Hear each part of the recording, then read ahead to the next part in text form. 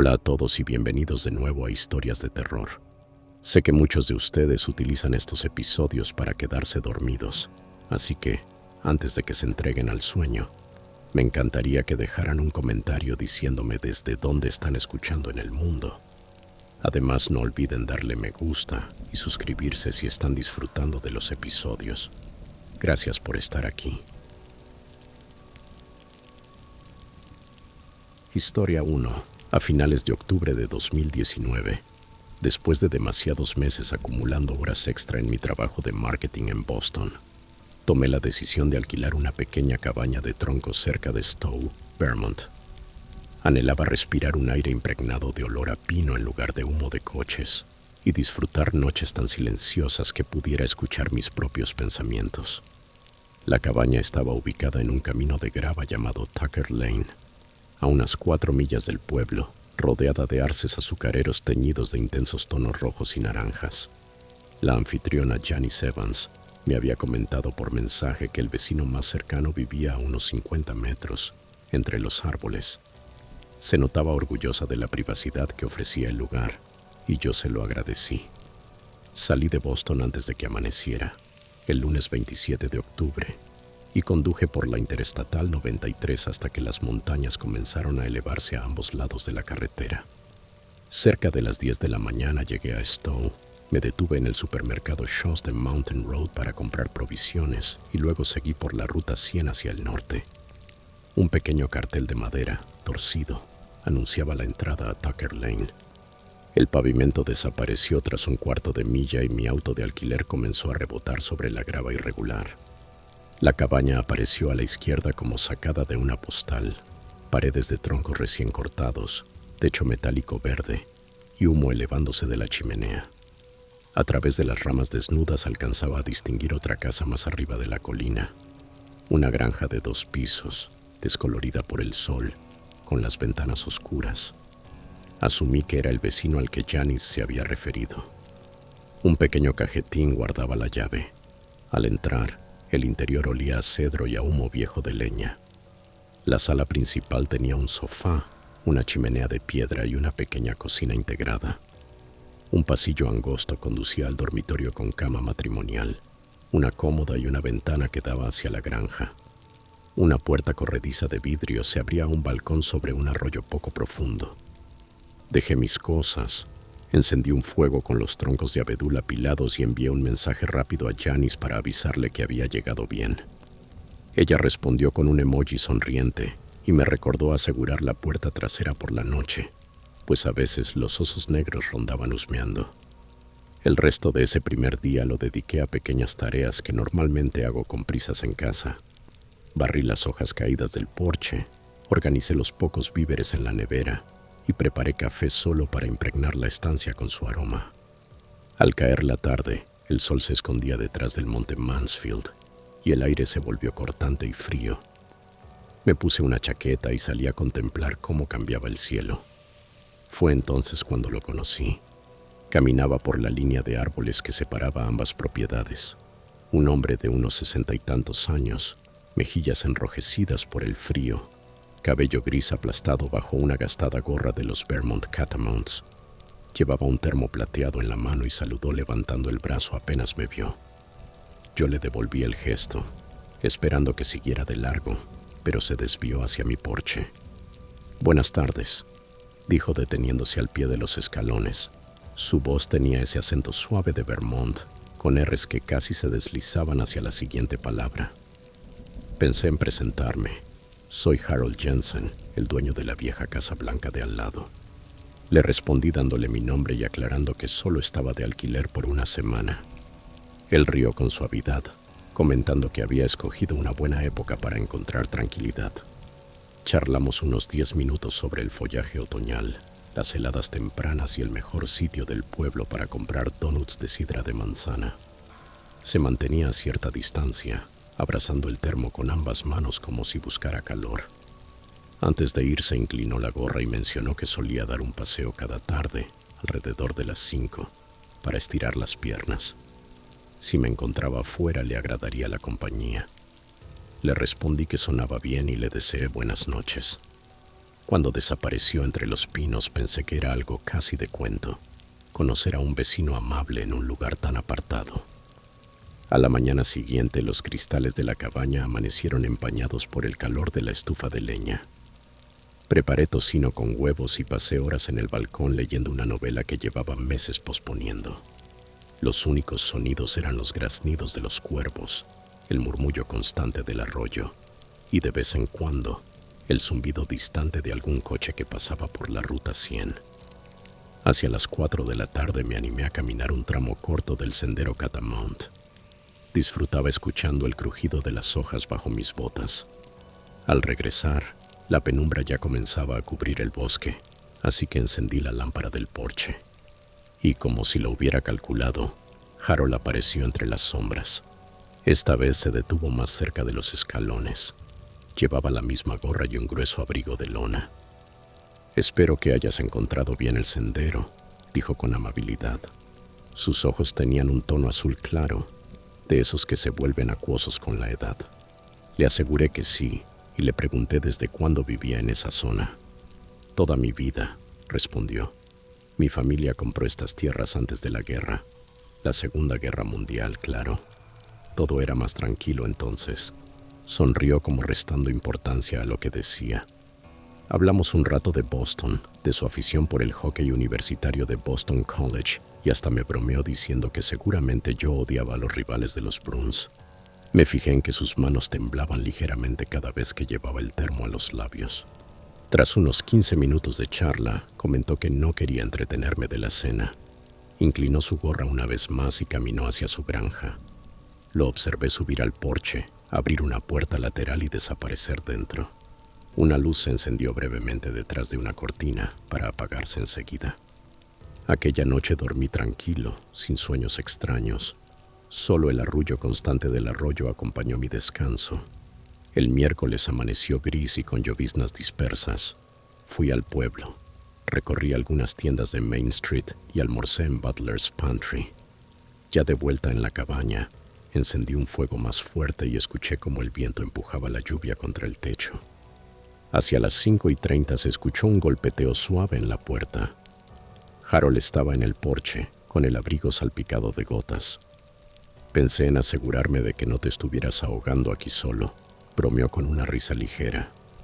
Lo invité a pasar, pero negó con la cabeza. No quería ensuciar el suelo con el barro de sus botas. Conversamos desde lados opuestos del umbral unos 10 minutos. Me preguntó qué libro estaba leyendo y se lo mostré a través de la malla de la puerta. Entrecerró los ojos, sonrió y dijo que lo había leído en la universidad. Luego pensé que eso debió ser a finales de los 70, lo cual coincidía con la edad que aparentaba. Antes de marcharse, posó la mano un instante sobre el marco de la puerta y me advirtió que tuviera cuidado si salía de noche. A veces los coyotes seguían el curso del arroyo. Después desapareció bajo la lluvia, dejando solo huellas húmedas en la madera del porche. El jueves llegó con neblina espesa. Era Halloween, aunque la temporada turística ya casi había terminado. Cociné avena, respondí un único correo de trabajo por compromiso y pasé el resto del día holgazaneando. El silencio se volvía cada vez más denso, como si uno llegara a percibir el zumbido de sus propios nervios. En parte agradecía que Harold seguramente aparecería al atardecer para romper esa calma abrumadora. Sin embargo, llegó antes de lo habitual, hacia las 4:30. Llevaba un suéter de lana antiguo que parecía tejido a mano. Saludó, subió los escalones del porche y se apoyó en la baranda. Charlamos de cosas triviales, de un oso negro que habían visto cerca de Smuggler's Notch, de la temporada de fútbol americano del instituto, y de si la primera nevada llegaría antes de Acción de Gracias. En un momento le pregunté, ¿suelen alquilar esta cabaña a menudo a gente como yo? Se encogió de hombros. No tantos, desde lo que pasó al otro lado. Asintió con la cabeza hacia su granja. Lo miré esperando que aclarara, pero se limitó a contemplar los pinos. Volví a preguntar qué quería decir.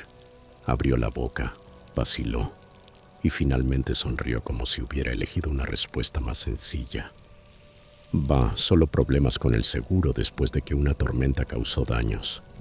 Pusimos tablones y eso incomoda a la gente, supongo. Una voz interior me recordó que las ventanas de aquella casa parecían oscuras y polvorientas, aunque 2 noches antes había visto la luz encenderse. Tal vez solo usaba algunas habitaciones. No era asunto mío. El sol ya se escondía tras la montaña y las sombras cubrían el claro. Harold comentó que debía revisar su generador antes de que volviera la lluvia. Se despidió levantando la mano y se marchó. Cerré la puerta, la aseguré con llave y me quedé de pie un momento, incómodo sin saber por qué. De pronto la cabaña me resultó demasiado silenciosa. Para distraerme me di una ducha, cociné pasta y observé cómo el vapor se condensaba en el aire helado frente a la ventana. Eran cerca de las 8 cuando serví un vaso de agua y abrí la laptop para escribir una reseña intermedia a Janice, como gesto de cortesía. Comenté que todo era perfecto y añadí, casi sin pensarlo, que su vecino Harold había sido muy amable cada tarde. El indicador de escribiendo apareció en la pantalla. Se detuvo. Volvió a parpadear. Finalmente llegó una respuesta corta. ¿Qué vecino? Confundido respondí de inmediato. Harold Jensen, un señor mayor que vive en la granja blanca de al lado. Esta vez los puntos de escritura permanecieron más tiempo. La respuesta que apareció me heló. No conozco a nadie llamado Harold. Esa casa está vacía desde que el dueño, Arthur Jensen, desapareció en 2016. Está tapiada desde entonces. Un frío lento me recorrió la espalda. No fue un susto repentino, sino esa sensación profunda que aparece cuando algo cotidiano deja de encajar. Escribí. He estado hablando con él cada tarde. Me dijo que vive allí. Janice contestó enseguida. Nadie vive allí. Si quieres, llamo al sheriff. Mi primer pensamiento fue que ella debía estar equivocada.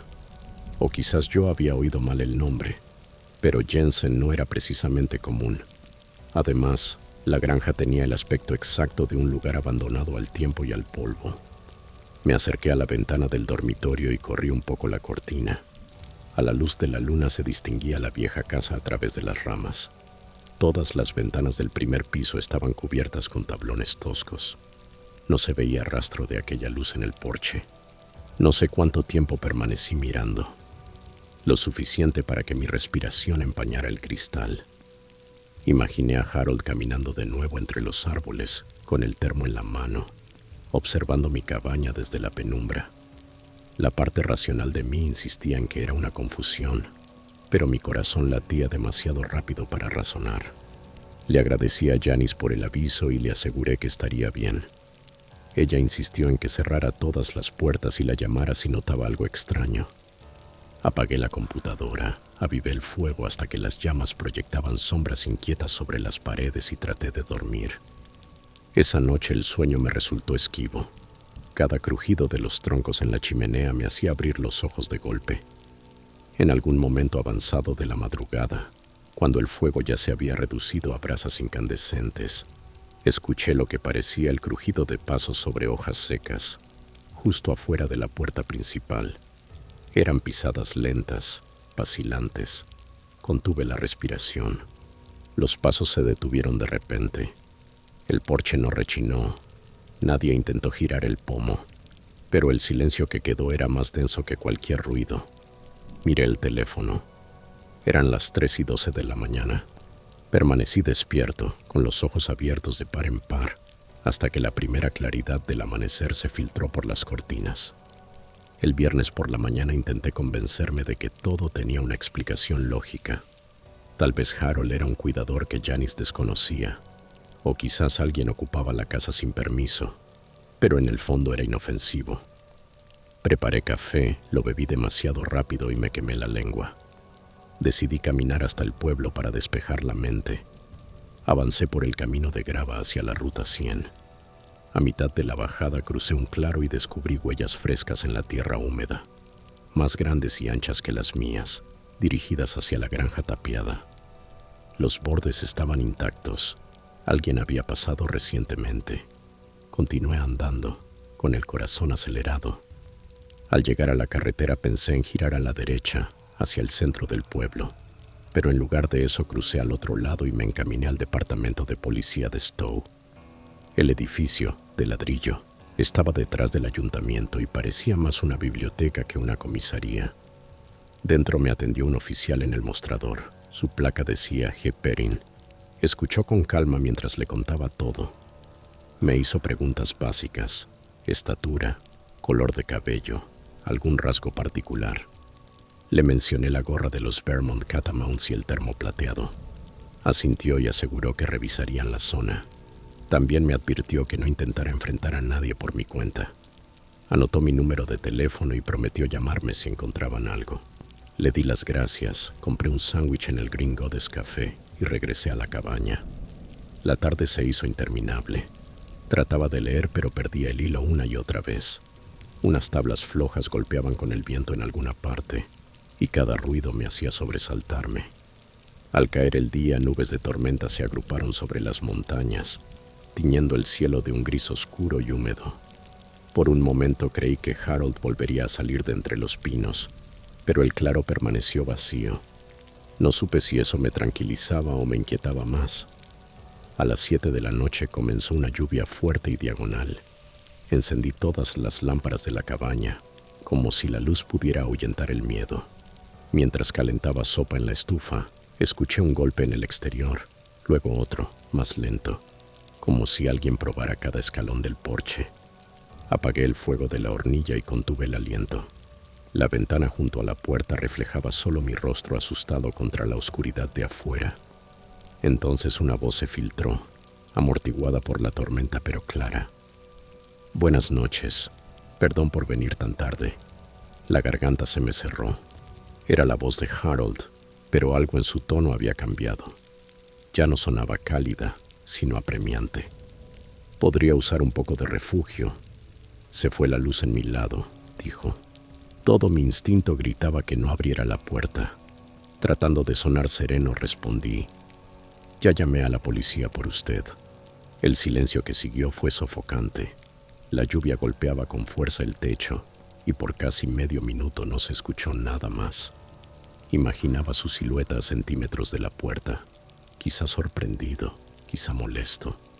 Finalmente volvió a hablar, ahora con un tono más suave, casi suplicante. Solo soy tu vecino, amigo. No hace falta la policía. A veces la soledad pesa. Tú dijiste que podíamos charlar.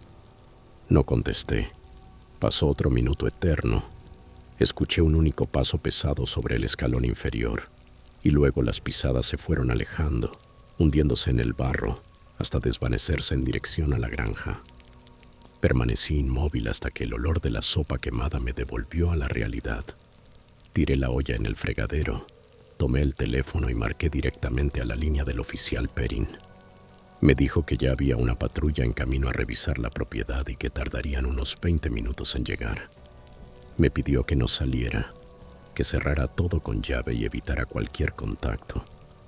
Agradecí y colgué. Un relámpago iluminó todas las ventanas como si fueran focos de un escenario, para luego devolver la oscuridad total. En ese instante distinguí una figura inmóvil entre los árboles, a medio camino entre la cabaña y la casa tapiada. El siguiente destello mostró solo vacío. Mi pulso golpeaba tan fuerte que lo sentía en los oídos. Finalmente, poco después de las 9 de la noche, vi luces rojas y azules avanzar por Tucker Lane. 2 patrullas se detuvieron en el arcén cubierto de hierba junto a la vieja granja. Los agentes enfocaron con linternas el porche, la puerta y las paredes desgastadas. Los observé desde mi ventana mientras rodeaban el edificio. Uno de ellos subió al porche, probó la puerta lateral y terminó forzándola para entrar. Pasaron varios minutos antes de que salieran de nuevo, negando con la cabeza.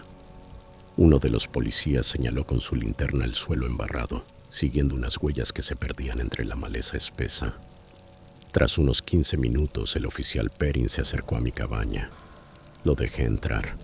Su abrigo goteaba formando charcos sobre el felpudo. Encontramos pruebas de que alguien ha estado dentro, dijo. Hay envoltorios de comida, un saco de dormir y algunos objetos personales. Pero ahora mismo no hay nadie. Lo que me heló fue su siguiente frase. El termo que mencionaste estaba en la encimera de la cocina. Le pregunté si el nombre Harold Jensen le sonaba. Revisó sus apuntes y respondió: Arthur Jensen compró esta propiedad en el 86. Se reportó su desaparición en diciembre de 2016. No tenía familia cercana. Aclaró la garganta y añadió: seguiremos buscando. Puede tratarse de alguien usando ilegalmente la casa, un vagabundo que finge ser el dueño. Estuve a punto de decirle que Harold me había contado que había vivido allí toda su vida, que conocía la historia local, los equipos deportivos y hasta chismes del pueblo. Pero las palabras me resultaron tan irreales que se me quedaron en la boca. Perrin me aconsejó abandonar la zona esa misma noche si era posible. En menos de 10 minutos ya tenía la maleta cerrada, con la ropa tirada dentro sin orden alguno. Conduje hacia el pueblo mientras las patrullas me escoltaban hasta llegar al Trapp Family Lodge, donde Janice me había reservado una habitación. El sueño esa noche fue entrecortado.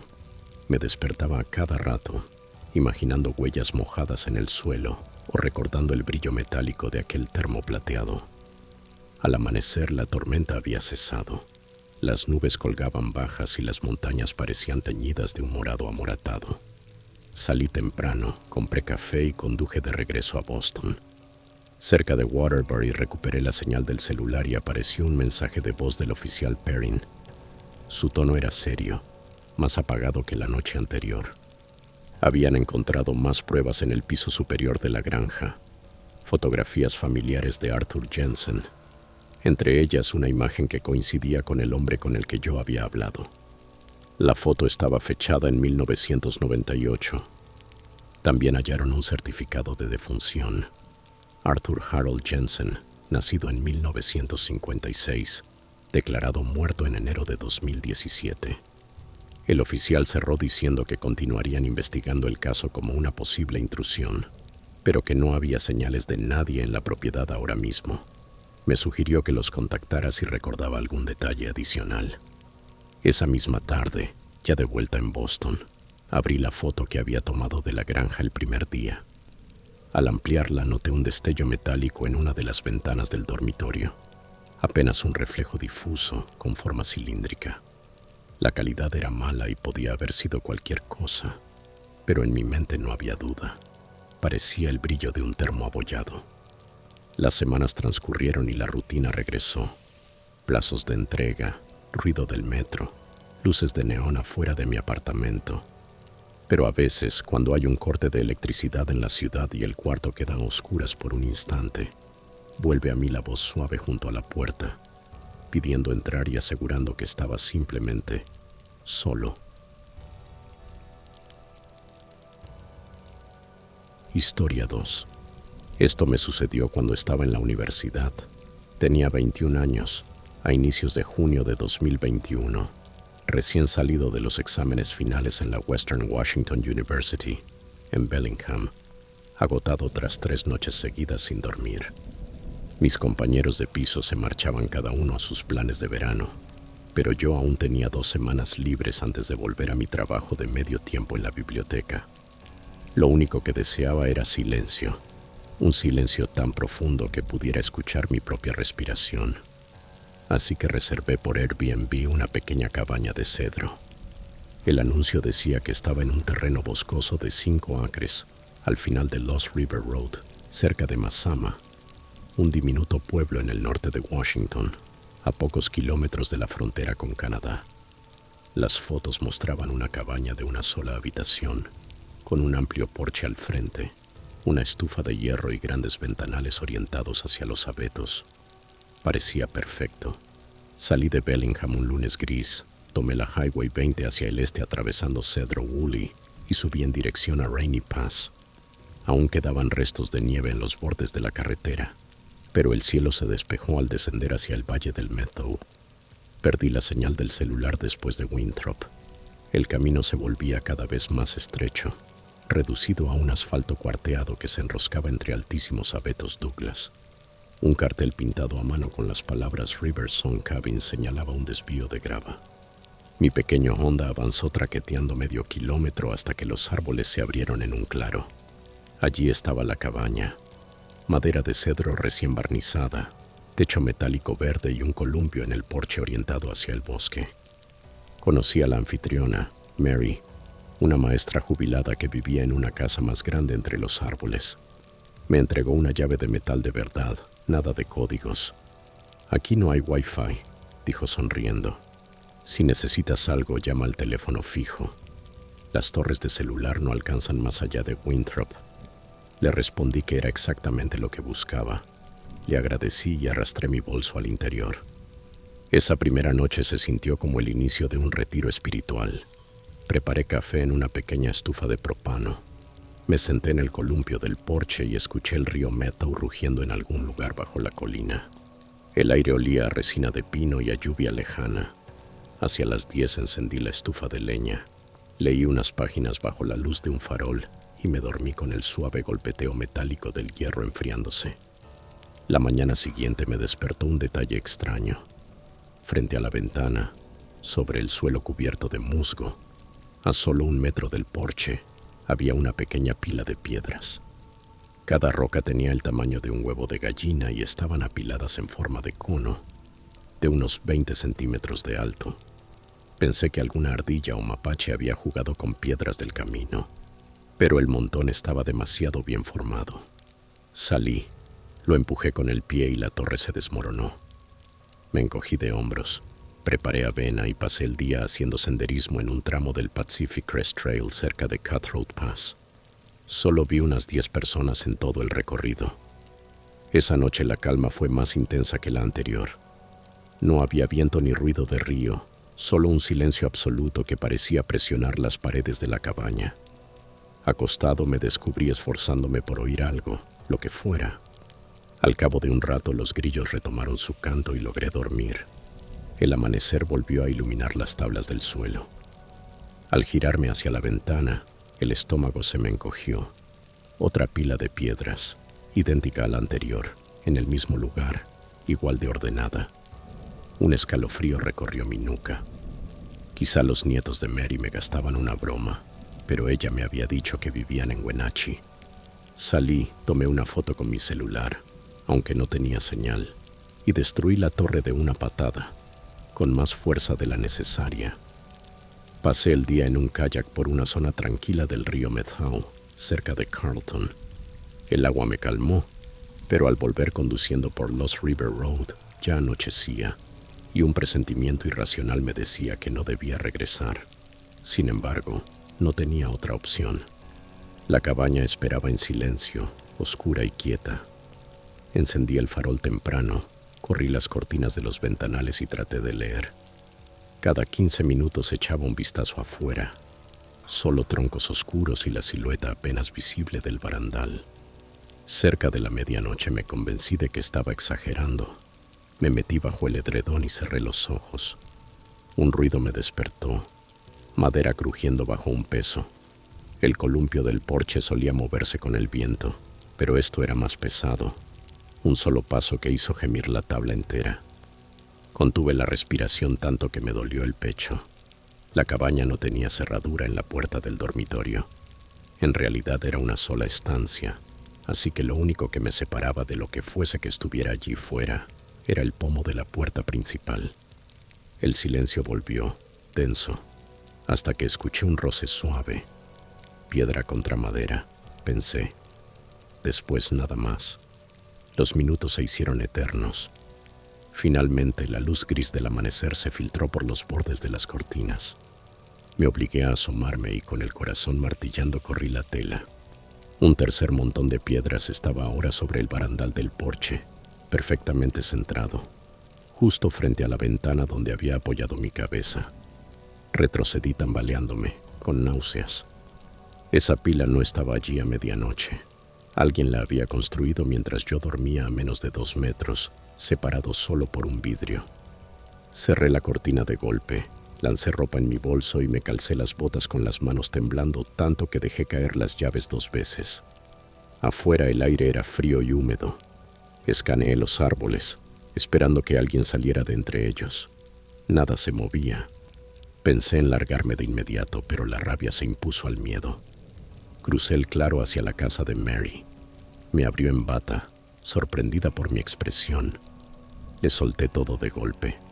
Las pilas de piedras, el crujido en el porche, el roce extraño. Para su crédito no me desestimó. Puso café y llamó a la oficina del sheriff del condado de Okanogan. 1 hora después llegó un alguacil, Ramírez, de unos 30 y tantos. Voz calma que me tranquilizó. Revisó el perímetro de la cabaña. Se agachó bajo el porche y me mostró el pasto aplastado. Con la linterna iluminó debajo y murmuró: «Alguien ha estado arrastrándose aquí». Se tumbó boca abajo y se deslizó la mitad del cuerpo. Cuando salió traía un saco de dormir sucio, una envoltura aplastada de barra de proteína y una linterna barata sin pilas. «Esto no es tuyo, ¿verdad?», preguntó. Negué enérgicamente. Tomó fotos y me guió unos metros entre los árboles detrás de la cabaña. Un sendero estrecho que no había visto se internaba en el bosque. Había huellas recientes, aunque la lluvia había suavizado los bordes. A unos 15 metros el camino se abría en un claro del tamaño de una sala. En el centro había otra pila de piedras, más alta, de casi 60 centímetros, y junto a ella, una mochila militar vieja apoyada contra un tronco. Ramírez la abrió con un bolígrafo. Dentro había ropa térmica de hombre, latas de frijoles, un cuchillo de caza con funda de cuero rota y un cuaderno espiral. Muchas páginas estaban arrancadas. En la que quedaba se veían hileras de marcas de conteo y la frase Night Visitor escrita una y otra vez. Las rodillas me temblaban. El alguacil pidió refuerzos para registrar el área y me acompañó de vuelta a la cabaña. «Empaca tus cosas», me dijo con tono suave. «Te escoltaré hasta la carretera». Mientras metía mis pertenencias en el auto, Ramírez se detuvo en el porche y examinó los ventanales. «¿Notaste algo más anoche?», preguntó. «No, solo escuché el crujido del porche. Tal vez el columpio». Señaló las cadenas quietas, pero otro detalle me heló. Los cristales tenían la marca tenue de 2 manos apoyadas, como si alguien se hubiera inclinado a mirar adentro. Seguí el coche patrulla hasta la carretera pavimentada, con el corazón acelerado cada vez que alguna sombra se cruzaba frente a los faros. Al llegar al asfalto, me indicó que siguiera y él regresó a la cabaña. Conduje sin detenerme hasta un motel en Wenatchee. Me encerré en una habitación del 2º piso y mantuve la lámpara encendida toda la noche. Por la tarde Ramírez me llamó. Los detectives y un perro rastreador habían peinado la zona, pero no encontraron rastro del hombre. Siguieron las huellas hasta desaparecer en un camino de servicio. Según él, llevaba al menos una semana durmiendo bajo ese porche. Probablemente observaba a los huéspedes. Esperaba a que llegara alguien solo y cada noche reunía más valor para acercarse. Le pregunté por huellas dactilares, el cuaderno, cualquier cosa que pudiera identificarlo. No había coincidencias. «Guardaremos las pruebas», dijo. «Mary instalará luces de movimiento y cámaras, pero no te recomiendo volver allí». Desde el lobby del motel envié un correo a Airbnb. Me ofrecieron un reembolso y una disculpa genérica. Esa noche, antes de regresar por la autopista, repasé las fotos que había tomado el primer día. La cabaña, el río, el atardecer entre los pinos. En una imagen capturada al anochecer frente al porche, noté algo que había pasado por alto. Entre 2 troncos en el fondo, flotaba una forma ovalada pálida. Amplié hasta que los píxeles se distorsionaron. Era un rostro, sin rasgos definidos por la oscuridad, pero innegablemente humano, observando desde los árboles mientras yo sonreía ajeno a la cámara. La náusea me revolvió el estómago. Eso significaba que había estado allí desde la primera noche. Las pilas de piedras no eran advertencias, eran marcas de hasta dónde se atrevía a acercarse. Para la tercera noche ya tocaban la cabaña. Y él también.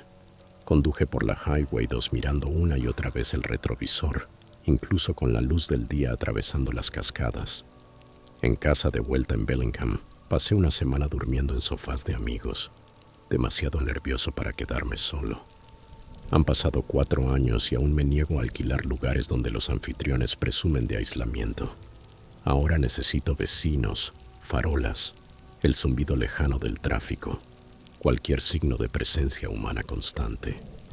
Algunos encuentran paz en el silencio. yo aprendí que el silencio puede ocultar a alguien que ya está demasiado cerca. Con el tiempo he repasado cada detalle. La primera pila de piedras debió tomarle varios minutos y la hizo a pasos de mi cama, confiado en que no me despertaría. La segunda prueba de que regresó después de que la derribé. La tercera confirmó que ganó confianza, colocándola justo contra la ventana. ¿Qué habría pasado la cuarta noche? El alguacil dijo que quizá habría intentado abrir la puerta. Tal vez solo un susto. Yo no comparto ese optimismo. El cuchillo en la mochila sugiere algo más oscuro. Le pregunté a Ramírez si alguna vez lo encontraron. Respondió que no, pero sospechaba de un vagabundo que cada verano deambula entre los bosques nacionales, viviendo sin ser visto. El cuaderno y la mochila quedaron como pruebas, pero sin nombre. El caso se enfrió. A veces imagino a excursionistas encontrando un campamento perdido y viendo esas palabras, Night Visitor grabadas en la corteza, o piedras apiladas en torres perfectas. La imagen me despierta sudando en mitad de la noche. Mis amigos dicen que tuve mala suerte. Yo les respondo lo contrario. Tuve suerte de que el porche crujiera cuando lo hizo, de que Ramírez me creyera, de que aquel hombre huyera en lugar de atacar. Pero también sé que la suerte no es más que azar disfrazado. El azar lo puso en esa tierra antes de que yo llegara. Le permitió observar sin rejas en las ventanas y camuflar su andar entre el murmullo del bosque. Yo mismo le di todas las ventajas al escoger soledad absoluta. La gente adora usar la palabra remoto en los blogs de viajes, como si fuera un trofeo de valentía o autenticidad. Suben fotos de diminutas cabañas bajo cielos estrellados, celebrando la ausencia de vecinos. Esas imágenes acumulan me gusta de urbanitas que ansían escapar.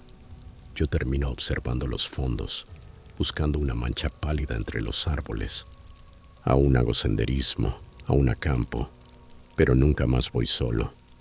Y jamás duermo en un lugar donde nadie podría oír un grito. Si eso significa renunciar al silencio puro del campo, que así sea.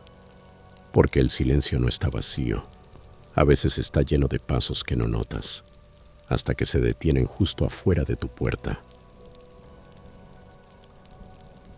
Historia 3. Amo los parajes salvajes desde que tengo memoria.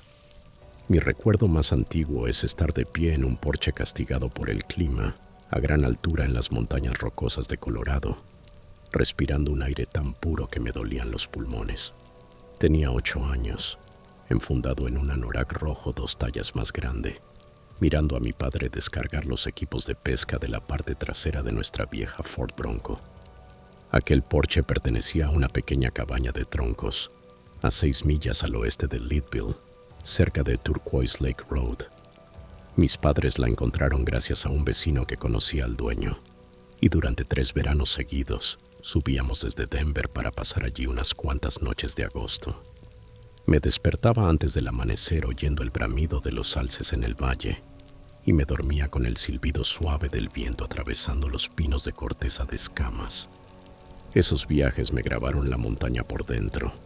Desde entonces, cuando el tráfico de la ciudad me asfixia y los correos del trabajo me agujerean la pantalla, mi mente regresa a ese porche, al olor de la resina de pino y a la sensación de que el mundo sigue siendo amplio, vacío y bueno. 21 años más tarde, decidí que necesitaba sentir eso otra vez. Acababa de terminar un despliegue de software brutal, cenando comida para llevar en el escritorio durante semanas. Me ardían los ojos, la cabeza me zumbaba y mi apartamento en Denver parecía una cueva llena de aparatos zumbando. Abrí Airbnb, escribí Leadville Cabin y ahí estaba. El mismo tejado inclinado, las barandillas toscas, la vista idéntica de los troncos de pino descendiendo hacia el lago Turquoise. El anuncio decía que la propiedad había sido renovada, ahora con paneles solares y wifi confiable, pero que todo lo demás, ubicación, porche e incluso el polvoriento camino de grava, coincidía con las fotos de mi álbum infantil. El perfil de la anfitriona era Heather, aunque el apellido del dueño original, Álvarez, aún aparecía en la descripción. Reservé 6 noches sin pensarlo. El lunes 5 de septiembre cargué mi Subaru Outback con provisiones para una semana. una cámara reflex digital y a Porter, mi perro mestizo de Golden Retriever ya mayor, y tomé la US Highway 24 hacia el oeste. El cielo parecía de postal y los álamos a lo largo del río Arkansas ya insinuaban tonos dorados. 90 millas después coroné el Tennessee Pass. La temperatura cayó de golpe unos 10 grados y cada bocanada sabía a metal frío. Al mediodía llegué a Leadville, llené el tanque y me metí por la County Road 4, pasando el desvío a la presa Sugarloaf. La señal del móvil cayó a 0 barras, tal como advertían las instrucciones de check-in de Heather. Por fin vi el viejo buzón pintado de verde Hunter, con el número 204 aún estarcido en un costado. Las llantas crujieron sobre el camino familiar. La cola de Porter golpeaba el asiento trasero. La cabaña se veía más pequeña que en mis recuerdos. El tiempo hace eso. Los troncos más oscuros, la baranda del porche más lisa por años de nieve y de cielo. Y sin embargo, todo encajaba, como una página que dejé sin pasar durante 2 décadas. Tecleé el código que me envió Heather. La cerradura hizo clic y entré en un espacio de una sola estancia templado por el sol de la tarde. Una nueva estufa de hierro colado ocupaba el lugar donde antes estuvo la chimenea de piedra, y el cableado reciente se escondía tras un entablado de pino, pero el dibujo de los nudos en el piso era el mismo. Porter dio 2 vueltas sobre una alfombra y se desplomó con un suspiro. Abrí todas las ventanas para que la cabaña respirara y preparé café en una pequeña placa de inducción. Afuera una brisa hacía vibrar los álamos. Sentí cómo se me aflojaba todo por dentro. Los 2 primeros días transcurrieron con un ritmo apacible. Me levantaba al alba, preparaba café cargado y bajaba con Porter hasta la orilla del Turquoise Lake, donde el agua brillaba como vidrio bajo la cordillera de 10 millas. Por las mañanas hacía revisiones de código en la laptop, dormía una siesta tras el almuerzo y al atardecer recorría el Timberline Trail, desandando pasos que de niño me parecían gigantes. Cada noche me sentaba en el porche con un frontal y un libro, oyendo a los coyotes a lo lejos. No vi senderistas, ni vecinos, ni coches, solo de vez en cuando el destello alto de un avión contra las estrellas. La tarde del tercer día, miércoles 7 de septiembre, el viento cambió. Nubes grises se arremolinaron sobre el Mount Massive, trayendo un anticipo temprano de nieve. Me enfundé un forro polar y apilé leña junto a la estufa, esperando una noche fría. Hacia las 6 la luz se desvanecía y el sueño parecía golpear los cristales. Porter estaba a mis pies mientras respondía a correos de trabajo. A las 6:22 de la tarde, según el pequeño reloj digital de la mesa lateral, alguien llamó a la puerta. Golpes firmes, deliberados. 3, una pausa y luego 2 más. Me quedé inmóvil. En 3 días no había visto a nadie a media milla a la redonda. Aparté la laptop y le susurré a Porter quieto, aunque ya estaba erguido, con la cola rígida. Otro golpe, más fuerte. Me acerqué a la ventana con cuidado de no mostrar la cara.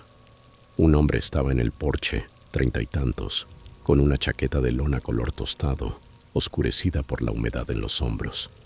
No iba vestido para la montaña, sin gorro, sin guantes. Si tenía camioneta no se veía. Entorné la puerta apenas un dedo, lo justo para hablar. ¿Puedo ayudarle? Sonrió demasiado rápido. Hey, no te asustes. No soy ajeno a este lugar, dijo. Estuve aquí la semana pasada con mi novia. Dejé algo importante dentro. ¿Podrías dejarme entrar un segundo para recogerlo? La historia chirriaba por varios lados. En el calendario del anuncio no había reservas a inicios de septiembre. La anfitriona vivía a 1 hora al sur, en Buena Vista, y recordaba que Heather decía que el otoño lo tenía siempre completo por la temporada de hojas. Además, quien realmente olvida algo menciona qué objeto es. Él no lo hizo. ¿Hablaste con Heather?, pregunté. Negó con la cabeza como si yo fuera lento. No contesta. Mira, hombre, serán 30 segundos. Porter gruñó detrás de mí. El hombre se balanceó hacia atrás, con la mirada deslizándose por encima de mi hombro, al interior. Le olía alcohol mezclado con franela húmeda. Lo siento, dije. No puedo dejar pasar a nadie. Llama a la anfitriona y coordina. La sonrisa se le quebró. Te digo que estuve aquí. Esa lámpara. Señaló una lámpara de bronce sobre la mesita. Me conozco cada rincón de este sitio. Cerré un poco más. Buenas noches. Eché el pasador y me aparté. Su rostro se endureció. Golpeó la puerta con la palma abierta. Masculló algo ininteligible y bajó del porche a zancadas. Esperé oír un motor, pero solo escuché aguanieve en el techo. Tras un minuto de silencio, exhalé, tranquilicé a Porter y me puse a freír la cena. 15 minutos después, un segundo golpe me hizo soltar la sartén. Esta vez sonaba más grave, un puño hundiendo la madera en el marco. Porter ladró, algo inusual en él. Con el corazón a mil agarré el teléfono. Sin señal. Tomé entonces el único arma a mano, una sartén de hierro aún caliente. Fui a la mirilla que Heather había instalado. Ya no era un visitante, eran tres. El primero estaba a la derecha, hombros encogidos. A su lado, dos sujetos con sudaderas negras y vaqueros, ambos con mascarillas de telas simples, de las que se compran al por mayor en ferreterías. Uno picoteaba el panel central de la puerta con la punta de un cuchillo grande, raspando como si dibujara círculos invisibles. La hoja tendría al menos 8 pulgadas. Se me secó la garganta. La cabaña tenía una sola entrada. Las ventanas eran viejas pero macizas, con doble pestillo por dentro. Las llaves del coche estaban en la mesa de centro, pero el Outback estaba a unos 20 metros, encarado en sentido contrario al único sendero transitable. Aunque llegáramos al auto, salir marcha atrás por ese camino estrecho, con aguanieve y el pánico en el cuerpo, era una apuesta. Esconderse peor. La cabaña era un único ambiente, sin altillo ni sótano. Solo me quedaba ganar tiempo y rezar porque pasara algún coche, aunque sabía que era improbable después del anochecer. Una voz amortiguada atravesó la puerta. «Ábrenos, hombre. Nadie tiene que salir herido. Solo necesitamos tu ayuda». Sentí la boca llena de algodón. Alcancé a decir: «Ya llamé a la policía». Era un farol, pero quizá me compraba segundos. El de la chaqueta tostada se rió. «No, no llamaste. Aquí no hay cobertura. ¿Crees que no lo sabemos?» Detrás de mí, Porter volvió a ladrar, las uñas resbalando contra las tablas. Uno de los encapuchados pateó la puerta con fuerza. El marco tembló. Busqué algo que los frenara. La estufa de hierro, una silla rústica, un bote de aerosol para osos a medio usar desde la primavera. Tomé el spray, quité el seguro y apunté a 3 metros de la puerta. El gas pimienta para osos viaja unos 7 a 8 metros en niebla y ciega al contacto. Me temblaba la mano, casi disparo antes de tiempo. Otra patada astilló la bisagra inferior. Uno gritó: «Última oportunidad». Apreté el gatillo. Una nube naranja se coló por la ranura donde el picaporte se encontraba con el marco, siseando como una tubería rota. Alguien en el porche soltó una maldición. La puerta vibró otra vez. Luego los 3 pares de pasos se retiraron a toda prisa de las tablas. Silencio. 5 segundos. 10. Y entonces toses, arcadas. «Idiota», gimió uno con la voz rota por el ardor. Seguí pulsando hasta vaciar el bote. El clic metálico cuando se quedó seco fue el sonido más desolador que he oído. 2 minutos eternos sin movimiento. Porter gemía pegado a mi pierna. «Buen chico», le susurré sin apartar la vista de la puerta. El viento sacudió el tejado y desprendió más aguanieve. Oí entonces grava crujir. Un motor arrancó con tos y rugió. Las llantas patinaron lanzando piedras. Unos faros barrieron los ventanales, tiñendo el techo de ámbar por un latido antes de perderse en la oscuridad. El ruido se desvaneció por el camino. Me desplomé en el suelo con los brazos de goma. Porter se metió en mi regazo, temblando. Le acaricié el lomo intentando respirar sin tragar el picor de pimienta que flotaba en el aire como polvo caliente. Miré el reloj, 6:57 de la tarde. Habían pasado menos de 40 minutos desde los primeros golpes.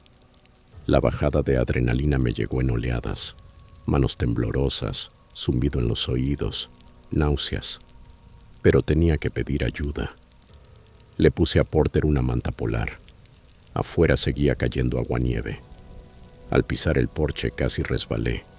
El residuo del spray lo había dejado jabonoso. El aire olía a chile y químicos. Una pickup negra, con matrículas salpicadas de barro. Ya era solo un parpadeo rojo a lo lejos. Sin señal cerré la cabaña. Até a Porter y troté media milla cuesta arriba hasta una curva de la County Road 4, donde un viejo museo minero conserva un teléfono público para turistas. Los pulmones me ardían por la altura. Arriba metí 4 monedas en la ranura y marqué el 911. La llamada enlazó con la central del sheriff del condado de Lake. La voz serena de la operadora me ancló. Di la dirección, expliqué el ataque y describí a los 3 sujetos, en especial al de la chaqueta color tostado y la pickup negra con el guardabarros derecho abollado. Me indicó que esperara junto al museo. Las patrullas estaban más cerca de mí que de la cabaña y allí tenía luz eléctrica. 20 minutos después llegaron 2 ayudantes del sheriff, los agentes Ruiz y Harmon. Tomaron mi declaración y luego me escoltaron de vuelta, con las luces roja y azul pintando el bosque. Por supuesto, los hombres ya se habían ido, pero las pruebas estaban por todas partes. El marco de la puerta astillado, marcas de cuchillo en la madera y el gas pimienta tiñendo la baranda del porche como un barniz anaranjado. Ruiz fotografió todo y embolsó una pasamontañas que debieron perder al huir. Olía a sudor y spray. Harmon encontró huellas de botas en el barro, 3 tallas distintas. Midió el dibujo de las suelas con una regla pequeña, explicándome que la mayoría de cabañas allá arriba quedan vacías entre semana, blanco fácil para reventar y robar. Normalmente se llevan electrónica, pero a veces encaran a los inquilinos y creen que son turistas con cámaras caras. Dijo que tal vez me habían seguido desde Leadville al ver el coche con equipo. Me pidieron un listado de lo robado. Revisé cajones y mochilas. Para mi sorpresa, dentro casi no se llevaron nada, pero habían abierto mi coche antes de que yo lo cerrara tras el primer golpe. Mi reflex, 2 lentes y el maletín del portátil habían desaparecido. También mi cartera y unos auriculares inalámbricos. Ruiz silbó suave. A los ladrones les encantan los electrónicos pequeños, fáciles de revender. La pérdida dolía, pero yo seguía respirando y la cola de Porter aún se movía. A las 10:30 de la noche, Ruiz informó por radio y me sugirió volver a Leadville para completar el informe. No recomendaba pasar la noche en la cabaña. Metí lo esencial, agarré la cama de Porter y eché llave. A los faros de la patrulla, el porche parecía inquietantemente normal, como si nada hubiese ocurrido. Casi podía ver a mi yo de 8 años asomado a la baranda, dejando caer piñas al suelo.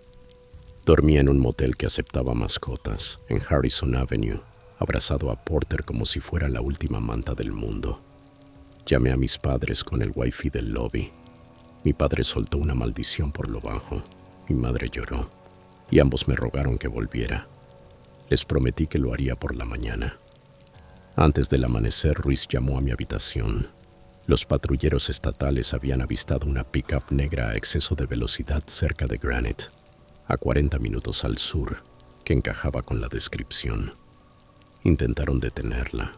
El conductor se ladeó, casi chocó con una valla y siguió hacia Buenavista, sin placa anotada y sin arresto. Al amanecer hice el check-out. El recepcionista me entregó una bolsa de papel. Dentro estaban mi cartera y los objetivos. Los adjuntos los habían encontrado tirados tras un contenedor en una gasolinera a las afueras. El cuerpo de la cámara y el portátil seguían desaparecidos. Le di las gracias, subí a Porter y conduje hacia Denver, cada milla más liviana solo porque me alejaba de ese porche. 3 semanas después llamó la oficina del sheriff. Agentes en salida habían detenido a un trío que irrumpía en casas vacacionales. 2 hermanos y un primo de pueblo. Uno traía aún las mejillas quemadas por el spray para osos. En su camioneta hallaron mi reflex, el portátil y una sartén de hierro rayada con un desconchón en el borde. También cuchillos, palancas y un arma no registrada. Los hombres admitieron que tocaban puertas fingiendo haber estado alojados allí y forzaban la entrada si la cabaña parecía vacía o ocupada por una sola persona. No esperaban gas pimienta desde dentro. Recuperé mis cosas en el juzgado. La mayoría de los aparatos funcionaban, aunque el portátil apestaba a aceite de motor. El sheriff me estrechó la mano y dijo que había tenido suerte. Asentí, pero no sentí fortuna. Solo el eco hueco de aquel primer golpe. Volví a casa. Guardé el equipo y coloqué el spray para osos en el mismo estante que mi álbum infantil. No he regresado a la cabaña desde entonces.